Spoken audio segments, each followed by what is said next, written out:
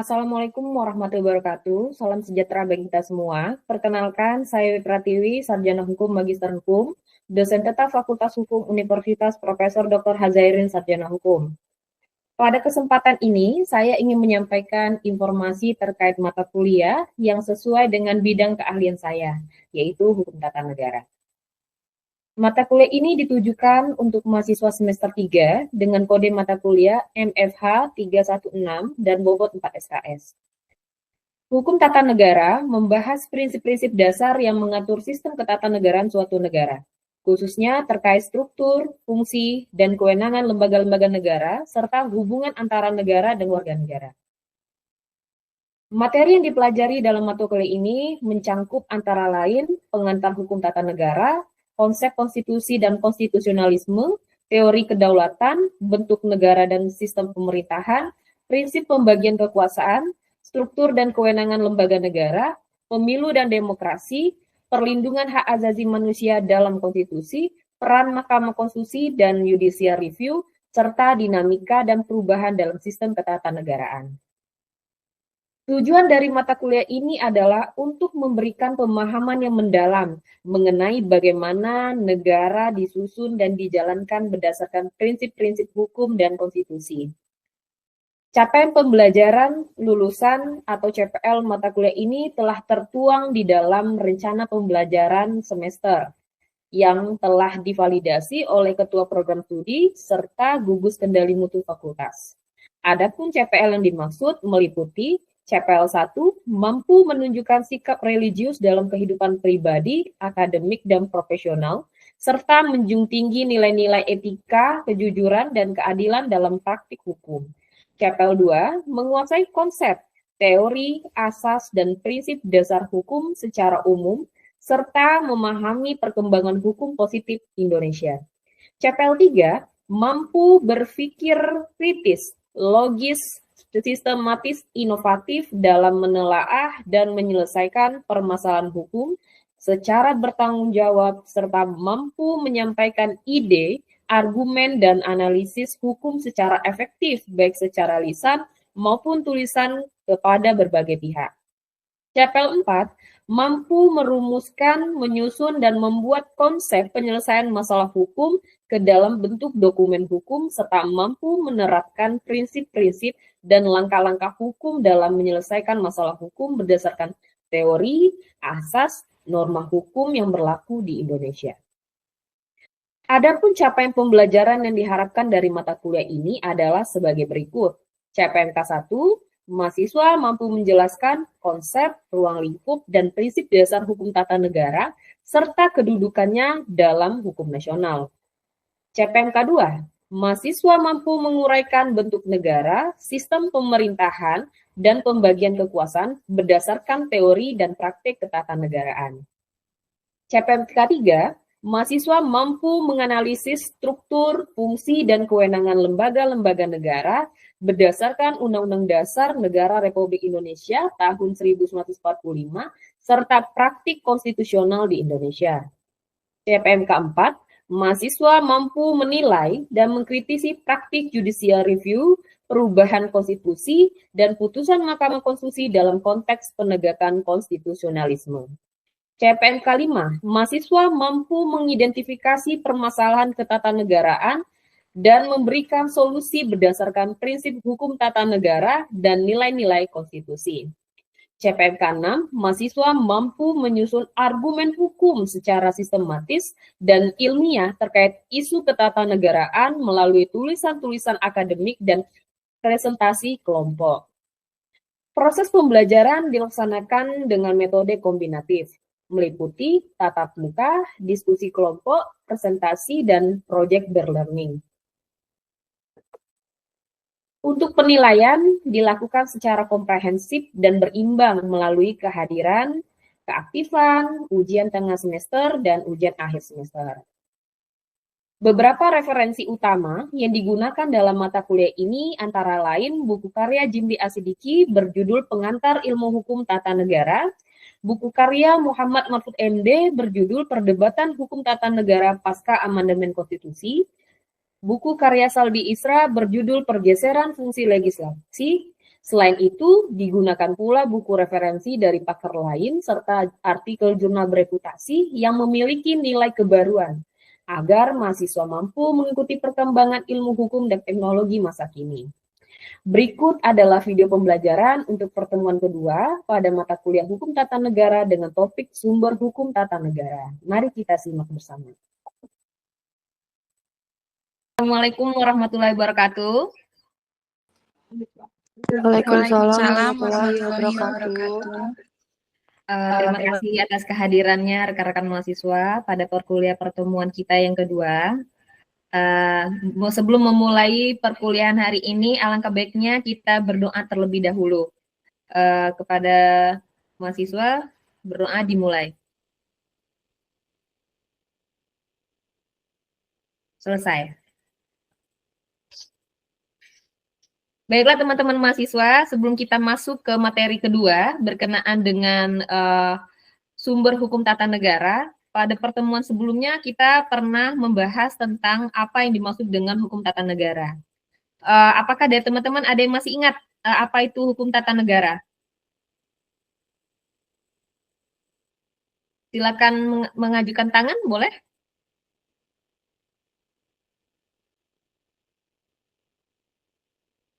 Oke, silakan Zakia. Apa itu hukum tata negara?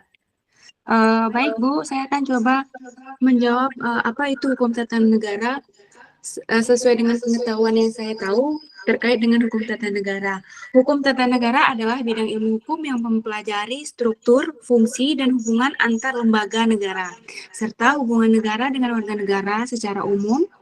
HTN membahas mengenai konstitusi, sistem pemerintahan, pembagian kekuasaan, dan hak asasi manusia. Dapat kita artikan bahwa hukum tata negara itu secara fungsionalnya adalah bagaimana tentang hukum tata negara itu berjalan sesuai dengan aturan.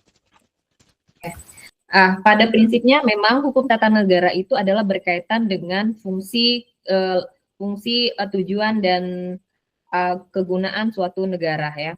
Nah, baiklah kita lanjut ke materi selanjutnya ya, materi kedua yaitu berkenaan tentang sumber hukum tata negara. Nah, sebelum membahas tentang apa itu sumber hukum tata negara, maka kita jelaskan terlebih dahulu apa itu yang dinamakan dengan sumber hukum. Nah, secara terminologi, sumber hukum itu adalah segala sesuatu yang dapat menimbulkan aturan-aturan yang mempunyai kekuatan hukum yang mengikat dan menjadi dasar atau asal mula dari mana suatu aturan hukum berasal. Nah, jadi sumber hukum inilah yang menjadi pembentuk atau dasar suatu adanya fenomena atau kejadian di dalam ketatanegaraan. Nah, selanjutnya sumber hukum tata negara itu, sumber hukum itu dibedakan menjadi dua. Yang pertama, sumber hukum formil, dan yang kedua adalah sumber hukum material.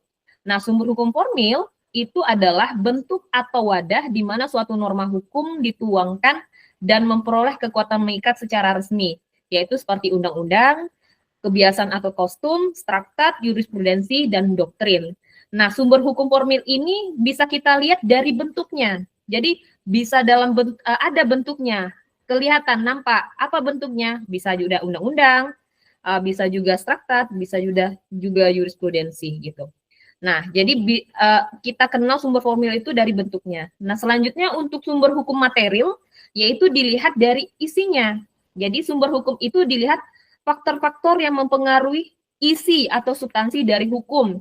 Misalnya dilihat dari kondisi sosial, kemudian bisa dilihat dari kondisi ekonomi, budaya, dan nilai-nilai yang berlaku di dalam masyarakat.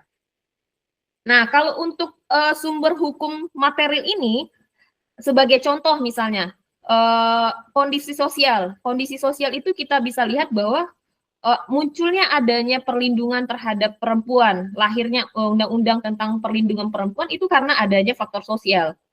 Ya, jadi sumber hukumnya karena ada faktor sosial sehingga terbentuklah hukum tentang perlindungan perempuan. Atau ketika berkaitan dengan ekonomi misalnya. Nah, karena adanya perdagangan yang cukup bebas, maka perlu adanya regulasi perdagangan atau berkaitan dengan pajak. Selanjutnya berkaitan dengan budaya dan adat istiadat, misalnya di mana norma hukum yang ada di suatu daerah itu dipengaruhi oleh adat istiadat setempat. Nah, jadi dilihat adat istiadat yang hidup di sana, maka itu bisa dibentuk suatu aturan atau norma. Nah, kemudian juga misalnya dari segi agama. Nah, beberapa hukum nasional di Indonesia kan juga dipengaruhi oleh agama seperti hukum perkawinan. Nah, jadi sumber hukum itu asal dari suatu hukum itu dari mana? Bisa dari bentuk bisa dari kita lihat dari bentuknya, bisa dari bentuk isinya. Nah, selanjutnya baru kita bahas mengenai sumber hukum tata negara. Nah, sumber hukum tata negara adalah segala sesuatu yang menjadi dasar atau acuan dalam pembentukan, pengaturan, dan pelaksanaan sistem ketatanegaraan. Nah, sumber hukum ini menjadi acuan itu adalah bagaimana pembentukannya, bagaimana pengaturannya, bagaimana pelaksanaan sistem ketatanegaraan di Indonesia. Dan bisa kita lihat juga kan dari segi formil dan materialnya seperti apa. Nah, untuk sumber hukum tata negara itu terbagi dalam beberapa jenis. Yang pertama yaitu peraturan perundang-undangan, yang kedua hukum adat, yang ketiga jurisprudensi, yang keempat doktrin, dan yang terakhir adalah struktur. Nah, pertama yang saya akan jelaskan adalah sumber hukum tata negara yang berasal dari peraturan perundang-undangan. Nah, Undang-Undang Dasar itu adalah adalah konstitusi atau dasar dari sebuah peraturan-peraturan perundang-undangan yang dibentuk gitu. Jadi apabila negara ingin membentuk suatu produk peraturan perundang-undangan, maka yang menjadi dasar adalah Undang-Undang Dasar. Nah, Undang-Undang Dasar ini menjadi acuan dalam pembentukan peraturan perundang-undangan. Nah, makanya kalau misalnya mau ditetapkan undang-undang atau peraturan pengganti undang-undang, bisa juga PP dan peraturan presiden, itu harus berpacu pada Undang-Undang Dasar. Tidak boleh bertentangan dengan Undang-Undang Dasar. Nah, apabila bertentangan dengan Undang-Undang Dasar, maka suatu produk hukum yaitu undang-undang bisa digugat di dalam Mahkamah Konstitusi. Atau apabila misalnya suatu produk hukum yang berada di bawah undang-undang seperti PP, Perpres atau Perda itu bertentangan dengan undang-undang, itu bisa kita gugat di Mahkamah Agung. Dilakukan uji material ya, bisa di Mahkamah Konstitusi ataupun di Mahkamah Agung, tergantung produk apa yang akan diuji. Nah, kemudian ketetapan Majelis Pemusyawaratan Rakyat, ketetapan MPR ya biasanya, itu merupakan salah satu sumber hukum tata negara. Nah, ketetapan MPR ini sendiri masih digunakan sepanjang memang ketetapan MPR ini belum dicabut. Jadi masih digunakan sebagai sumber hukum tata negara. Jadi dasar dari hukum tata negara itu bersumber bisa dari ketetapan MPR. Nah, selanjutnya undang-undang dan peraturan pemerintah pengganti undang-undang atau Perpu. Nah, undang-undang sendiri ini adalah produk yang dibuat oleh legislatif. Legislatif di sini adalah presiden dan DPR. Nah, produk ini harus mendapatkan persetujuan bersama antara presiden dan DPR. Tidak bisa hanya presiden saja yang menetapkan ataupun DPR saja yang menetapkan. Nah, kemudian ada yang dikatakan peraturan pemerintah pengganti undang-undang. Nah, peraturan pemerintah pengganti undang-undang ini adalah peraturan yang dibuat oleh presiden dalam keadaan genting, dalam keadaan mendesak, yang dimana kalau misalnya akan kita tunggu kapan terbentuknya undang-undang, itu kan akan terlalu lama. Jadi, maka dibentuknya itu namanya Perpu atau peraturan pemerintah pengganti undang-undang. Walaupun ketika dibentuk memang harus ada tetap persetujuan dari DPR. Nah, kemudian peraturan pemerintah. Nah, peraturan pemerintah ini adalah peraturan pelaksana dari undang-undang. Nah, jadi harus ada undang-undangnya dulu agar peraturan pemerintah ini bisa dilaksanakan. Nah, kalau misalnya tidak ada undang-undangnya, maka tidak akan terlaksana peraturan pemerintah. Nah, peraturan pemerintah ini dibentuk oleh presiden. Nah, selanjutnya peraturan presiden.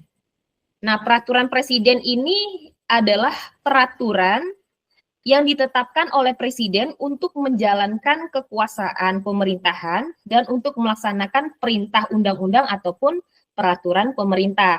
Ya, jadi bisa peraturan presiden ini representasi atau peraturan pelaksanaan dari undang-undang ataupun peraturan pemerintah ya, di mana itu kan secara hierarki berada di atas peraturan presiden, PP dan undang-undang itu.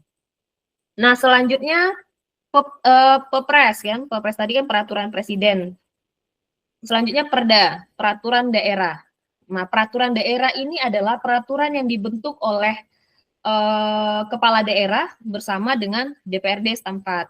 Nah, peraturan daerah ini bisa terbagi menjadi 3. Tuh ada peraturan daerah provinsi, bisa peraturan daerah kabupaten, ataupun peraturan daerah kota ya. Nah, jadi ada 3 gitu. Nah, dari penjelasan yang saya gambarkan mengenai sumber hukum tata negara yang dikaitkan dengan peraturan perundang-undangan, apakah teman-teman ada pertanyaan enggak?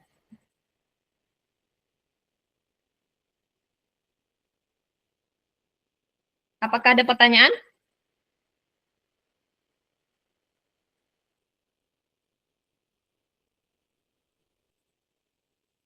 Septi, silakan Septi.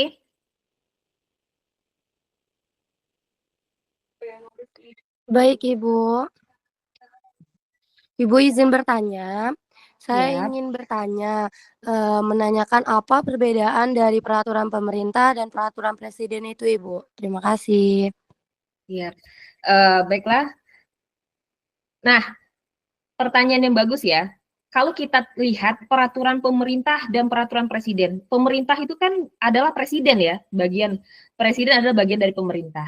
Tapi ada yang membedakannya. Kalau peraturan pemerintah itu adalah peraturan pelaksana untuk menjalankan apa yang ada di dalam undang-undang. Dan itu dibentuk oleh presiden. Nah, sedangkan peraturan presiden adalah peraturan yang dibuat oleh presiden untuk menjalankan apa yang ada di dalam PP, peraturan presiden, peraturan pemerintah. Nah, dan itu biasanya untuk menjalankan kekuasaan pemerintah. Nah, perbedaannya kalau peraturan pemerintah itu harus ada undang-undangnya dulu, harus ada undang-undang. Nah, sedangkan kalau peraturan presiden tanpa adanya undang-undang, dia boleh mengeluarkan peraturan tersebut untuk dalam rangka menjalankan kekuasaan pemerintahan. Begitu. Yang lain?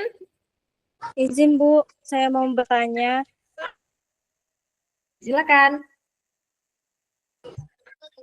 Baik Bu, tadi Fani. ya, perkenalkan nama saya Fani Rahmani. Bu, saya mau bertanya.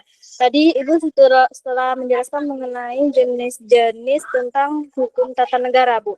Nah, yang saya tanyakan yaitu mengapa undang-undang memiliki tingkatan yang setara dengan peraturan pemerintah pengganti undang-undang atau perpu. Sekian Bu, terima kasih. Oke.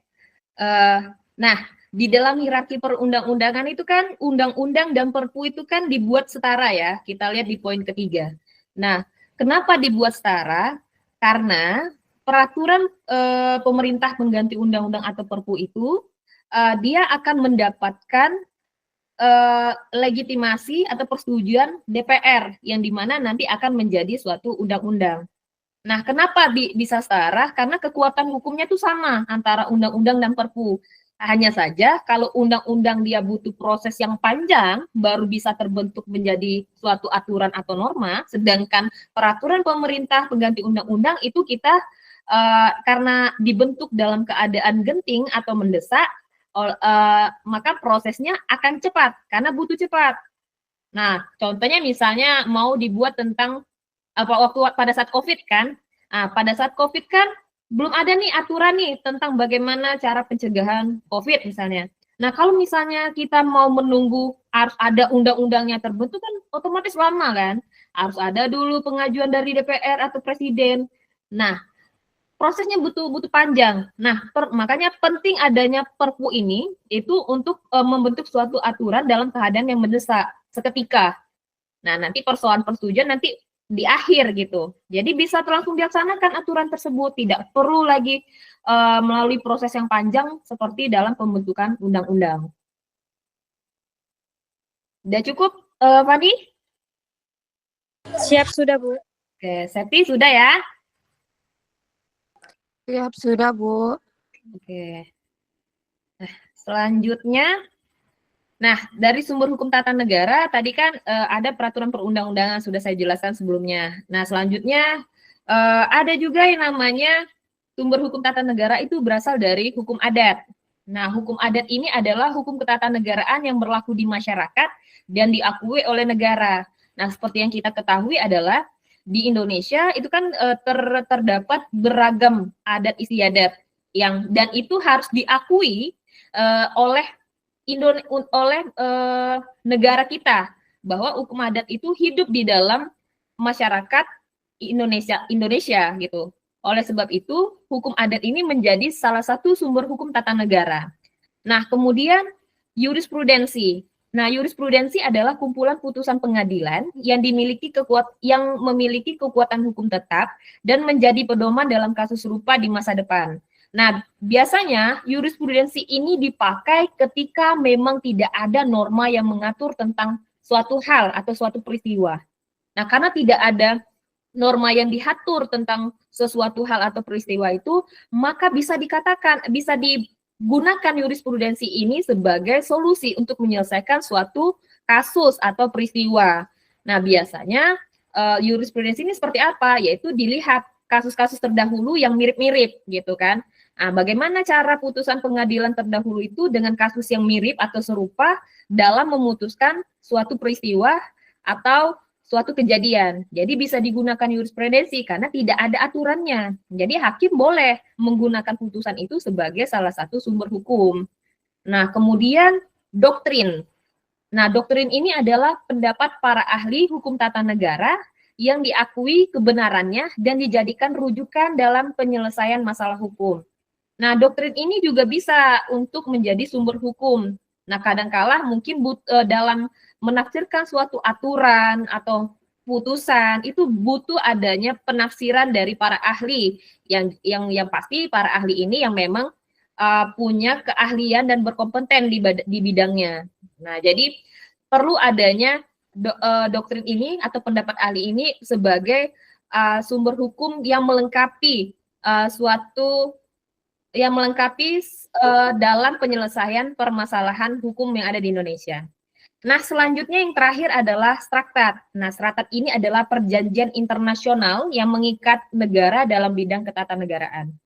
Nah, traktat ini biasanya ini harus dikodifikasi terlebih dahulu ya, ketika Indonesia menjadi salah satu anggota dalam suatu perjanjian internasional itu, sehingga ketika menjadi salah satu anggota dari perjanjian internasional itu, maka aturan yang sudah dibentuk secara internasional itu bisa kita adopsikan atau bisa kita jadikan dasar untuk membentuk norma di dalam ketatanegaraan di Indonesia. Gitu. Oke.